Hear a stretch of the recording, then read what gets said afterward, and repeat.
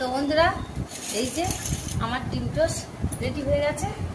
আমি নিয়ে চলে এসেছি, আর সঙ্গে গরম গরম দুধ চা, এলাচ দিয়ে দুধ চা বানিয়েছি। এই যে লাভলি দেখতে হয়েছে গো, লাভলি শট।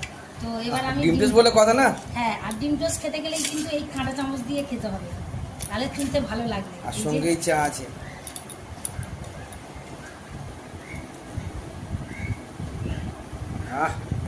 কেমন হয়েছে বন্ধুদেরকে বলো। গরম গরম ডিম টোস্ট হেভি লাগছে। সকালবেলা মর্নিং ওয়াক থেকে এসে আর এইভাবে যদি এলাচ দিয়ে গরম গরম দুধ চা, কড়া করে মিষ্টি দিয়ে, আর সঙ্গে যদি এই রকম ডিম টোস্ট থাকে, একদম ফাটাফাটি জমে যাবে। এত দারুণ হয়েছে। ওপর দিয়ে আমি ভাজা জিরে গুঁড়ো দিয়েছিলাম, গোলমরিচ আর ভাজা জিরের গুঁড়ো, দারুণ লাগছে। তো বন্ধুরা, ভিডিওটা কেমন লাগলো? ভিডিওটা দেখবেন, দেখে এইভাবে ডিম টোস্ট করবেন। মুখ চুপড়ে চাটুর মধ্যে রুটিটা ফেলে দেবেন, আর হাতটা ধরে আমি তুলে নেবেন, হয়ে যাবে ডিম টোস্ট। খুন্তি লাগবে না, আমি কিন্তু খুন্তি নিইনি। আর চাটা কেমন হয়েছে?